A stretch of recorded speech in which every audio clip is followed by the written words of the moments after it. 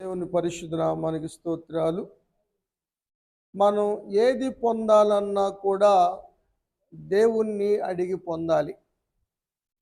ఎందుకంటే ఆయన మాత్రమే మనం అడిగిన వాటి అన్నిటినీ ఇయ్యగల శక్తిమంతుడు. యేసు ప్రభువారు చెప్పారు యోహాను సువార్తలో 15 అధ్యాయం 7 చదువుదాం.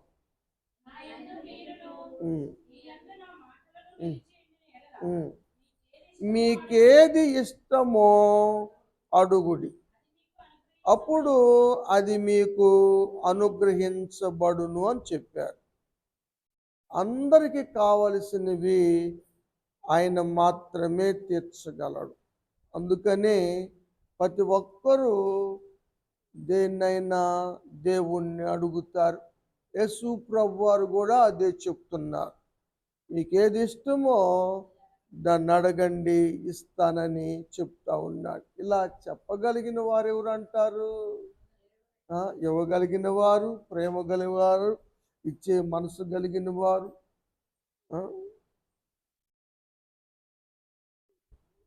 యేసు ప్రభువారి దగ్గరికి ఒకసారి ఆయన శిష్యులుగా ఉన్నటువంటి జెబెదయి కుమారులు యోహాను, యాకోబు. యాకోబు పెద్దోడు, యాకోబు, యోహానులు యేసు ప్రభువారి దగ్గరికి వచ్చారు. వచ్చి వాళ్ళు ఏమన్నారంటే, బోధకుడా, మేము అడుగునదల్లా నీవు మాకు చేకూరుచున్నామని చెప్పారు. మేము అడిగిందాలు నువ్వు చేయాలయ్యా. ఇది మార్కు సువార్తలో మనం చూస్తాం. 10వ అధ్యాయము 35 యాకోబు, యోహానులు యేసు ప్రభువారి వద్దకు వచ్చారు. బోధకుడా, మేము అడుగునదెల్లా నీవు మాకు చేయగోరుచున్నామని చెప్పారు. మీరు అంతే కదండి, ఎవరైనా అంతేనా? అందరూ అంతే. ప్రతి వాళ్ళు కూడా మేము ఏది చేస్తే, ఏది అడిగితే అదే చేయాలని మేము కోరుకుంటున్నాం అన్న విషయాన్ని అడుగుతూ ఉంటారు.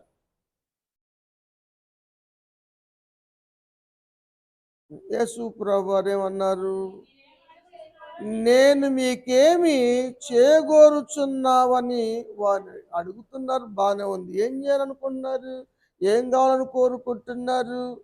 ఇలాగనే చాలా సందర్భాల్లో చాలా మంది కూడా యేసు ప్రభువారి దగ్గరకు వచ్చి అడిగారు. ఒకసారి 2 గుడ్డోళ్ళు వచ్చారు, యేసు ప్రభువారిని అడిగారు కదా, ఇంట్లోకి వచ్చి అడిగారు కదా, యేసు ప్రభుని చేకూరుచున్నారని మీరు నమ్ముతున్నారంటే నమ్ముతున్నామన్నారు. యేసు ప్రభువారు అన్నాడు, మత్తయి సువార్త 9వ అధ్యాయం 27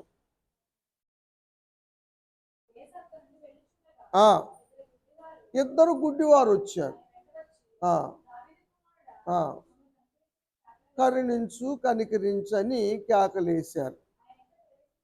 ఆ ఇంట్లోకి వెళ్ళారు యేసు ప్రభువారు. అక్కడికి వచ్చారు వీళ్ళు. అప్పుడు వారిని అడిగారు, కేకలేస్తున్నారు, మరి నేను మీరు అడిగింది నేను చేయగలనని మీరు నమ్ముతున్నారా అని అడిగారు యేసు ప్రభువారు. మేము నమ్ముతున్నాం ప్రభువా అన్నారు. అప్పుడు యేసు ప్రభువారు అన్నారు, మీ నమ్మిక చొప్పున మీకు కలుగునుగాక అన్నారు. దేవుని నుంచి మనం పొందాలంటే తప్పనిసరిగా నమ్మకం కూడా చాలా అవసరం. నమ్మకం లేకుండా జరగవు. వాళ్ళు నమ్మారు కాబట్టి వారు కళ్ళు వచ్చినాయి, దృష్టి పొంది వారు యేసుని వెంబడించినట్టుగా వాక్యం చెబుతుంది. యేసు ప్రభువారు అదే చెప్పారు 21వ అధ్యాయం మత్తయి సువార్తలోనే 22 మీరు ప్రార్థన చేయటానికి వస్తారు, అడగటానికి వస్తారు. అప్పుడు మీరు అడిగినవి దొరికినవన్నీ నమ్మిన ఎడల పొందుతారు, నమ్మకపోతే పొందలేరు. నమ్మకం మీదే ఏదైనా ఆధారపడి ఉంటుంది. దేవుడు ఇస్తాడు, దేవుడు చేస్తాడు. అయితే నీ నమ్మిక చొప్పునే చేస్తాడు. మీరెంత నమ్మితే అంత. ఆ సత్యాన్ని మీరు అర్థం చేసుకోవాలి. మీకు ఇష్టమే, నిజమే, ఇష్టమైనవి అడుగుతున్నాం. ఆ ఇష్టమైనవి దేవుడు ఇస్తాడని నమ్మితే జరుగుతాయి. దావీదుకి కూడా ఒక ఇష్టమైంది. ఏమి ఇష్టమైంది ఆయనకి? ఆ, అవును, 21 అధ్యాయం కీర్తన 4వ వచనం. ఆయుష్ కావాలని, ఆయుష్ కావాలని. ఆయుష్ ఉంటే అల్లుడైనా ఏదైనా ఏది జయించడానికైనా ముందు ఇది కావాలి కదా. ఆ? ఆ, ఎవరికైనా మొదటి కోరిక ఏమిటంటే ఆయుష్ కావాలి. ఎంత ఆస్తులు ఉన్నా, ఎన్ని కలిగి ఉన్నా ఆయుష్ లేకపోతే వేస్తే కదా. కాబట్టి ఆయుష్ కావాలి అని దావీదు దేవుణ్ణి అడిగాడు. దేవుడు దావీదుకి సదాకాలం నిలిచే దీర్ఘాయుష్ను దయచేశాడు. వచ్చిన మనందరికీ ఆ కోరిక ఉందంటారా? ఆయుష్ కావాలని కోరిక ఉందా? అయితే దేవుడు మనందరికి కూడా దీర్ఘాయుష్ను దయచేనుగాక. మరి ముఖ్యంగా ఈరోజు పుట్టినరోజు జరుపుకున్నటువంటి వేణుకును మరి రాజేష్ కూడా దేవుడు దీర్ఘాయుష్ను దయచేనుగాక. కాబట్టి దీర్ఘాయుష్ కావాలన్నా కూడా దేవుణ్ణి అడగాలి. ఇప్పుడు వసంత కోరిక కూడా అదే. అందుకే ఈ కూటం, ఈ ప్రార్థన. తన కుమారుడు అంటే అబ్బాయి హైదరాబాద్లో ఉన్నాడు కాబట్టి రాలేకపోయాడు, జాబు కదా, సెలవు ఇవ్వలేదు. కాబట్టి పుట్టినరోజుకి ఎప్పుడు కూటం పెడుతుంది అమ్మాయి.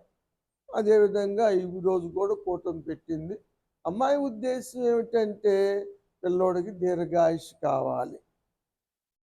అదేగా ముందు కావాల్సింది ఎవరికైనా కూడా అని కోరుకుంటా ఉంది. దేవుడు ఇచ్చునుగాక.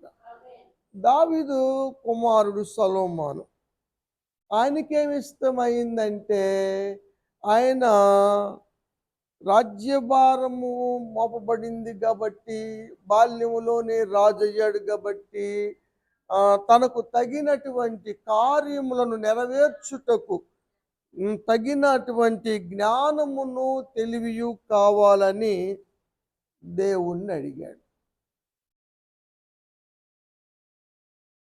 2 దినవృత్తాంతములు 1వ అధ్యాయం 10వ వచనం.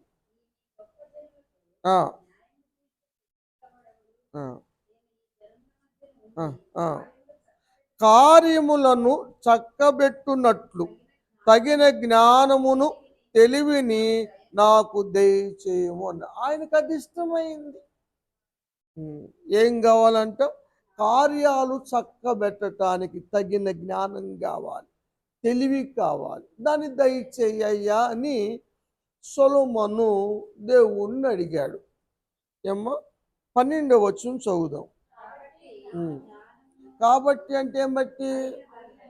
నువ్వు అడిగావు కాబట్టి, కోరుకున్నావు కాబట్టి జ్ఞానమును తెలివియు నీకు ఇవ్వబడును. మనం అడిగావు కాబట్టి నీకు ఇస్తున్నానయ్యా అని దేవుడు ఇచ్చాడు. ఎంత ఇచ్చాడు అన్నది రాజుల గ్రంథంలో మనం చూస్తాం కదా. వర్ణింపశక్యముగానంతగా ఇచ్చాడు. దానివల్ల 1005 కీర్తనలు రాశాడు, 3000 సామెతలు రాశాడు, వృక్షశాస్త్రాన్ని, జంతు శాస్త్రాన్ని రాశాడు. తూర్పు దేశ జ్ఞానుల కన్నా కూడా మరి ఐగుప్తీయుల కన్నా కూడా మంచి జ్ఞానవంతుడుగా ఉన్నాడు అని లేఖనాలు తెలియజేస్తూ ఉన్నాయి. అదేవిధంగా మరి రాజేష్కును వేణుకు వారు చేస్తున్న జాబుల్లో వారికి కావలసిన తగిన జ్ఞానమును, ప్రాజెక్టు వర్క్ చేయటానికి కావలసిన తెలివిని దేవుడు అనుగ్రహించునుగాక. అంతేనామా? ఇంకా అనగాల? సరే, దేవుడు జ్ఞానం ఇస్తాడు. యెహోవాయే జ్ఞానం ఇచ్చువాడని వాక్యం తెలియచేస్తూ ఉంది. ఆయన అనంతమైన జ్ఞాని. ఆయన జ్ఞానము కావాలంటే సృష్టిని చూస్తే చాలు. ఆయన తెలివి వల్ల ఏం చేశాడో, ఆకాశం ఎలా కలిగిందో, భూమి ఎలా కలిగిందో, సముద్రములు ఎలా ప్రవహిస్తున్నావో, వీటన్నిటి గురించి వాక్యము తెలియచేస్తూ ఉంది. ఇదంతా కూడా దేవుడు తన జ్ఞానము ద్వారా చేశాడని వాక్యము మనకు తెలియచేస్తూ ఉంది. అంత జ్ఞానాన్ని మానవుని హృదయముల్లో ఉంచటానికి దేవుడు ఇష్టపడ్డాడు అని కూడా వాక్యము తెలియచేస్తూ ఉంది. ప్రసంగి గ్రంథం 3:11 చూస్తాం ఒక మాట.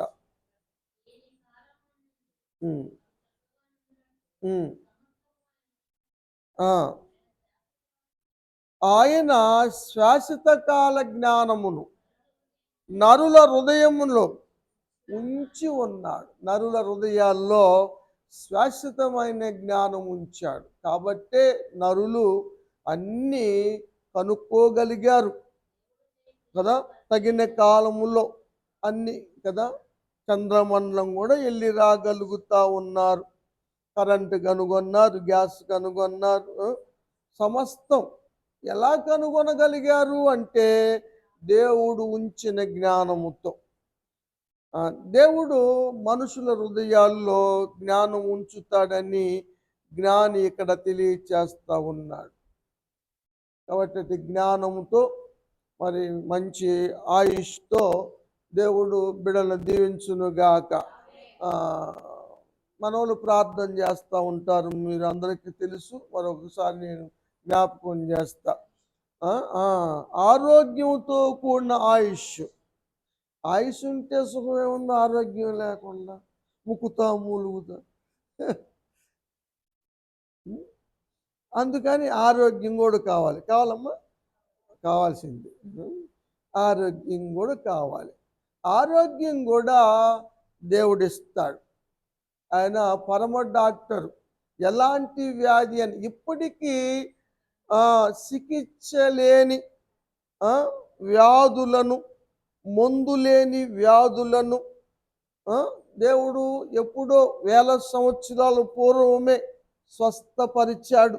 తన మాట ద్వారాగా, తన స్పర్శ ద్వారాగా మనం చూస్తాం.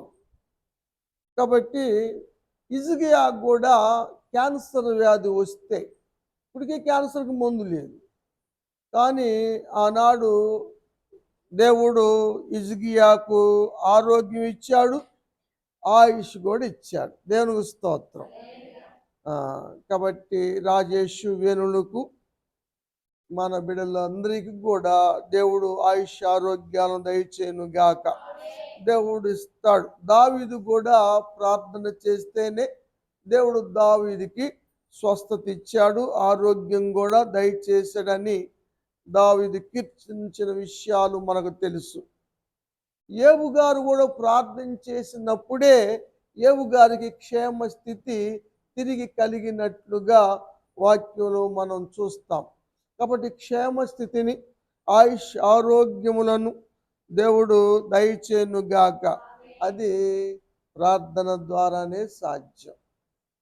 కాబట్టి ప్రార్థన చేయండి, మీకు ఇష్టమైంది అడగండి, దేవుని చిత్తములో నమ్మకంగా అడగండి. దేవుడు తప్పనిసరిగా ఇస్తాడు, పొందుకుంటారు. ఏది లోపించినా కూడా మీరు పొందలేరు అన్నది మాత్రం వాస్తవం. ఇంకా ఆశీర్వాదాలు కూడా కావాలా? కావాల్సింది కదా. Very good. ఆశీర్వాదాలు లేకపోతే ఎట్టండి మరి? నేను ఆశీర్వాదాలు కూడా కావాలి. ఆశీర్వాదాలు అంటే బాగా ఇష్టపడ్డ వ్యక్తి ఎవరయ్యా అంటే యాకోబే. వాడి కడుపులో నుంచి ఉంది వాడికి ఆ బుద్ధి. జ్యేష్ఠుడికి రెండింతల ఆశీర్వాదాలని, వాడు జ్యేష్ఠుడిగా ముందు రావాలని ఏశావు మణిం పట్టుకొని వెనక్కి లాక్కుంటూ వచ్చాడు కదా.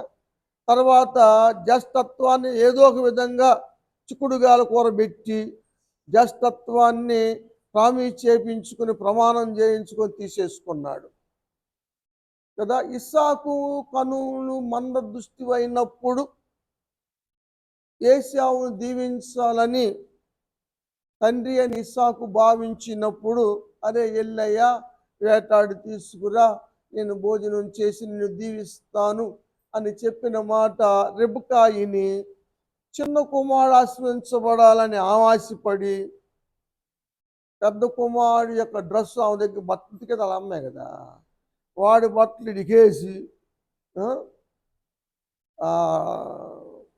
విందు చేయటానికి గొర్రెను కోసారు, మేకను కోసారు కదా, దాని యొక్క చర్మాన్ని చేతులకు, నువ్వు ఎంత మేధావు కదా, మేము పనిమంతులే కాదు మేధావు కూడా. అప్పుడు ఎలియాజరు గారికి ఒంటెలకు నీళ్ళు పోసినప్పుడు మంచి కష్టజీవి అనుకున్నాం. ఇప్పుడు ఇక్కడికి వచ్చేళ్ళకి మేధావి కూడా అర్థం అవుతుంది.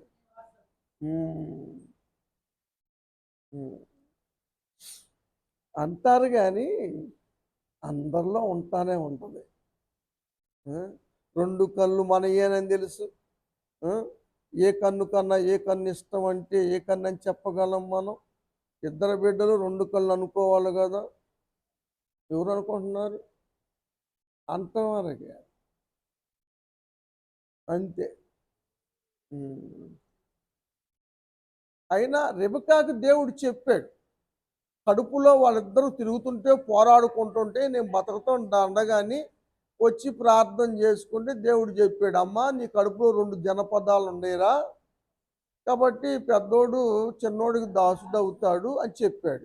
ఇంకేం తప్పుడు నీకు ఇంత ప్లాన్ అవసరం అంటావా? సరే ఇద్దరు కొడుకులేగా, ఆడికి కాసిన ఆశీర్వాదాలు ఈడికి కాసిన ఆశీర్వాదిస్తే నీ సొమ్మేం పోయి నిస్సాక్తి.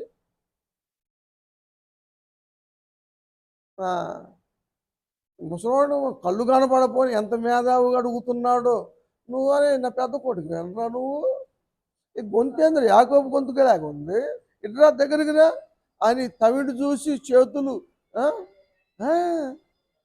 మొత్తం దీవించి పెట్టాడు. దీవించడం అయిపోయిన తర్వాత ఏసా వచ్చాడు, నా తండ్రి నన్ను కూడా దీవించు అన్నాడు. ఎవరురా నువ్వు? నేనారా పెద్ద కొడుకుని అన్నాడు. వణికిపోయాడు, గడగడ వణికాడని రాశాడు. ఇస్సాకు వణికిపోయాడు. నన్ను దీవించంటారే, నువ్వే అనుకొని మొత్తం దీవించండి. ఇక లేవు నాన్న ఆశీర్వాదాలు లేవు, లేవు అయ్యా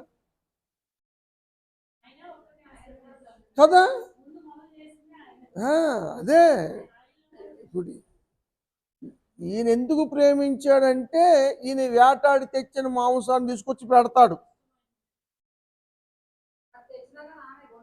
వండి పెట్టేది ఆమె అనుకో, వేటాడితే ఈయన కొంచెం నాన్ వెజ్ ప్రియుడే, మరి ఈయన తెచ్చి పెడతాడు.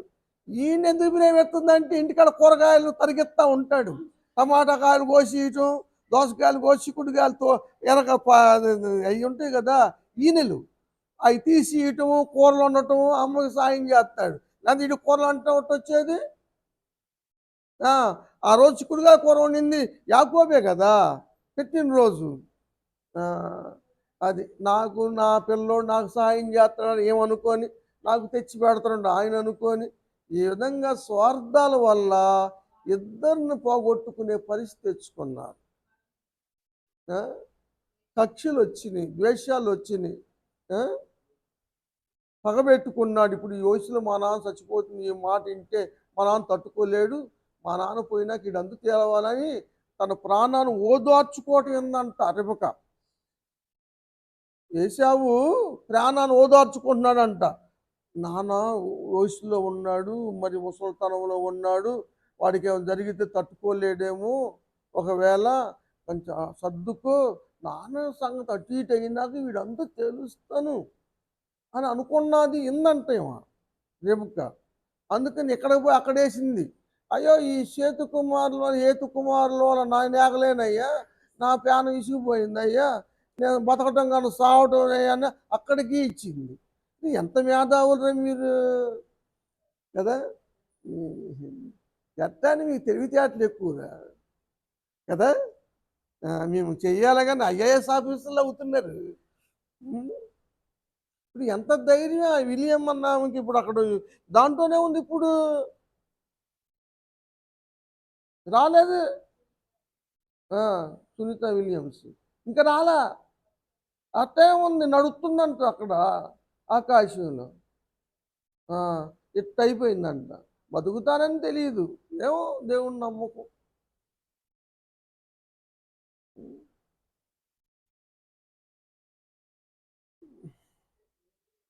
ఆ! తర్వాత దేవుడు చెప్పిన ప్రవచనాలున్నా, దేవుడు చెప్పినా గూడా ఈళ్ళ ప్రయత్నాలు ఈళ్ళు జేశారు. ఆ! మామ దగ్గరికెళ్ళి, "అయ్యా పదరాములో మీ మామగారున్నాడు. ఇద్దరు కుమార్తెలున్నారు. ఎవరో ఒకళ్ళని చేసుకోరా నువ్వు" అని జెప్పి పంపారు.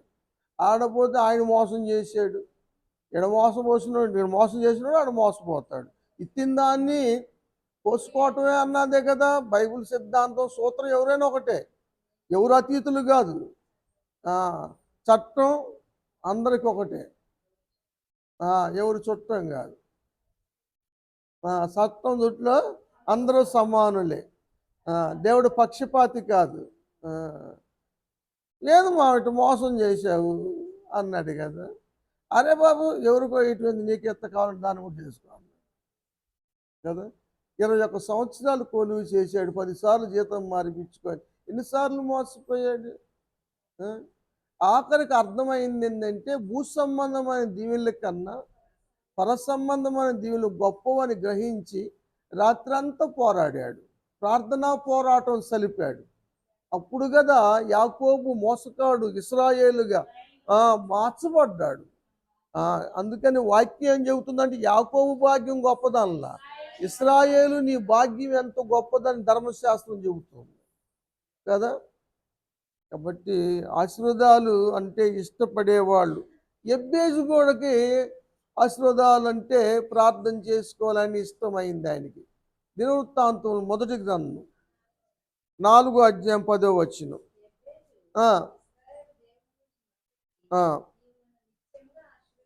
అయ్యా నిత్యముగా నన్ను ఆశ్రయించయ్యా, నా సరిహద్దులు విశాలపరచయ్యా, నీ చెయ్యి నాకు తోడుగా ఉంచయ్యా, కీడు రాకుండా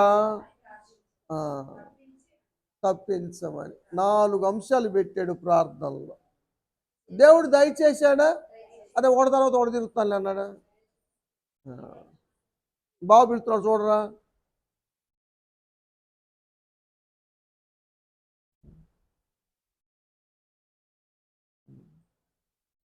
కూర్చోండి బావగారు.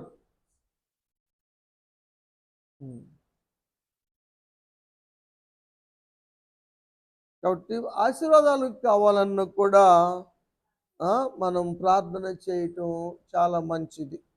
దేవుడు మరి రాజేష్ని, వేణుని దేవుడు ఆశ్రయించును గాక, వారికి మంచి భవిష్యత్తును దేవుడు దయచేను గాక, ఇద్దరికి ఆయుష్ ఆరోగ్యాలు దయచేను గాక. నిజంగా ఇక్కడికి ఒక విషయం ఏంటంటే ఇవన్నీ కూడా శరీర సంబంధమైన అడుగుతున్నారు ఎవరు అడిగినా కదా. ఆత్మ సంబంధమైన అడిగేవాళ్ళు కనబడటం లేదు. అశాశ్వతమైన వాటిని అడుగుతున్నారు, శాశ్వతమైన వాటిని ఎవరు అడగటం లేదు. ఎందుకని తేడా?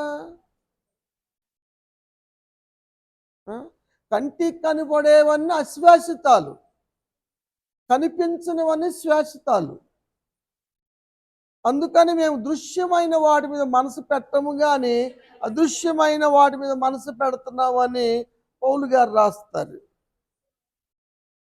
అనిత్యములవి.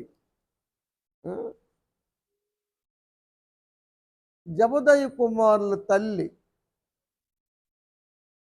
సలోమి ఇద్దరిని ఎండబెట్టుకొచ్చింది యేసు ప్రభువు దగ్గరికి. మత్తయి గారు రాస్తారు 20వ అధ్యాయంలో 20వ వచనం. ఇద్దరు కుమారుల్ని అంటబెట్టుకొచ్చింది. యేసు ప్రభు వారికి నమస్కారం చేసింది, అడగబోతా ఉంది. అప్పుడు యేసు ప్రభు వారు అమ్మా ఏం కోరుతున్నావు నువ్వు, ఏం కావాలి నీకు అడుగుతారు. ఆయన ఎప్పుడు అడుగుతారు కదా, అడిగారు ఇప్పుడు కూడా. అంటది, అయ్యా నీ రాజ్యంలో కుడి పక్కన ఒకడు ఎడం పక్కన ఒకడు నా కొడుకులు ఉండాలి. ఇలా అడిగిన వాళ్ళు ఎవరన్నా కనపడ్డారు మీకు? ఈ సలోమి తప్ప. నా పిల్లలు దేవుని రాజ్యంలో ఉండాలి అని అడిగిన వాళ్ళు అరే అరే అరే. సరే ఇప్పుడైనా మీలో ఉండారంటారా? అప్పుడు కాలంలో ఉండేవారండి, ఇప్పుడు కాలం లేరంటారా? అదిగో మా బావ అడుగుతున్నాడు చూసా, నేను అందుకే మా బావ గుడ్డు అంట. అసలు అట్లా. ఉమ్, ఉమ్, ఆ, ఉమ్. కాబట్టి శ్రేష్టమైంది అది, ఉన్నతమైంది అది, గొప్పది అది. వీటన్నిటికన్నా కదా, శరీర సంబంధమైన ఆశీర్వాదాల కన్నా ఎంత గొప్పదో కదా, ఎంత గొప్ప కోరికో కదా. ఏమ్మా? కదమా వాళ్ళకి ఇక అంతా ప్లేస్ అంతా మీరే తీసుకుంటే ఇక మేమేందా కదా. ఆ, కొంతమందికి ఏం అడగాలో కూడా తెలియదు. ఏ కొన్నేమో బలవంతాల వల్ల, అధికారులు బలవంతం చేయటం వల్ల కానీ, లేకపోతే కొన్న ఈ భేదప్రాయం వల్ల కానీ పిలాతు అడుగుతా ఉన్నాడు ప్రజల్ని, నాకు ఈ పండుగల్లో ఒకరిని విడుదల చేసే అవకాశం, అధికారం నాకుంది.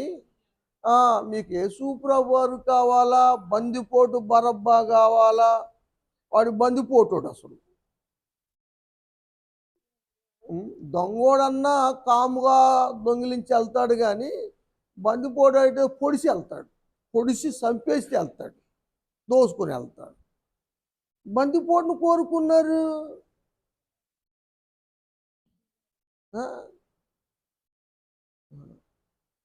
కాబట్టి శ్రేష్టమైనవి కోరుకోండిరా, ఉన్నతమైనవి కోరుకోండి. యాకోబుకి అన్నాలు పట్టింది తెలుసుకుంటానికి, ఏది మేలైన ఆశీర్వాదము, ఏది మంచిది మనం కోరుకునేది. ఆమె చూడపోతేనేమో హేరోదియ కుమార్తె భక్తుడు తలకాయ కోరుకుంది. ఏ కోరికల్లో కదా. కాబట్టి ప్రియమైన దేవుని బిడ్డలారా, కోరుకునేటప్పుడు మంచివి కోరుకోండి, శ్రేష్టమైనవి కోరుకోండి, ఉన్నతమైనవి కోరుకోండి. ఏది పడితే అది కోరుకోమాకండి. అది మేలుకరం కాదు, అది దీవెనకరం కాదు. శాశ్వతమైనవి కోరుకోండి, ఉన్నతమైన మంచి భవిష్యత్తు కావాలి బిడ్డలకి. వారు దేవుని రాజ్యంలో ఉండాలి. ఈ భూలోకము తాత్కాలికమే కదా, శాశ్వతమైన వాటి మీద. తిరుగారు కొడుకులకి ఇల్లు కట్టించాడు, చుట్టూ పారి కట్టించాడు బ్రహ్మాండంగా. ఇది ఈ భూలోకానికి సంబంధించింది, కానీ పరలోకంలో ఇల్లు ఉండాలి కదా. దేవుని రాజ్యం పౌరసత్వం కావాలిగా. భూలోకంలో పుట్టారు కాబట్టి భూ సంబంధమైన పౌర హక్కులు వచ్చినాయి, కానీ పర సంబంధంగా కూడా జన్మిస్తే కదా మన పౌరస్థితి పరలోకమందుందని ఫిలిప్పీలకు రాస్తాడు పౌలు గారు 3:20. అది మన పౌరస్థితి అక్కడ. పుట్టినప్పుడు జీవ గ్రంథంలో పేరు రాయబడుతుంది. ఇప్పుడు ఇక్కడైతే నరసింహ గారు రాస్తారు, అంతే కదా. నరసింహ గారు మా చెల్లెలే. సమయం లేదు. ట్రంప్ వచ్చినప్పుడు ట్రంప్ గెలవటంలో కూడా బైబిల్ ప్రవచనాలు ఉన్నాయి. 3వ మందిని కట్టబడటం ఇవన్నీ జరుగుతాయి. చాలా భయంకరమైన పరిస్థితులు మారుతా ఉన్నాయి. ఆస్ట్రేలియా మునిగిపోయింది మొన్న. ప్రకృతి శక్తులు కదలించబడతా ఉన్నాయమ్మా. కాబట్టి మంచివి దేవునికి ఎంత ఇష్టం అంటే సమూయేలు చెబుతాడు ఇజ్రాయేలు ప్రజలకి ఒక మాట చదువు. మొదటి సమూయేలు గ్రంథం 12:22. అవునమ్మా. తనకు జనులుగా చేసుకొనుటకు దేవుడు ఇష్టపడతా ఉన్నాడు, ప్రేమ కలిగి ఉన్నాడు. అందుకనే పరలోకాన్ని విడిచిపెట్టి మానవుడిగా వచ్చి మనం పొందవలసిన శిక్షను, శాపాన్ని, మరణాన్ని ఆయన పొంది వాళ్ళని మరణంలోంచి జీవంలోకి దాటించాడు, నిత్య జీవాన్ని ఇచ్చాడు, పాప క్షమాపణ ఇచ్చాడు, పరలోక వారసత్వాన్ని ఇచ్చాడు. ఆ?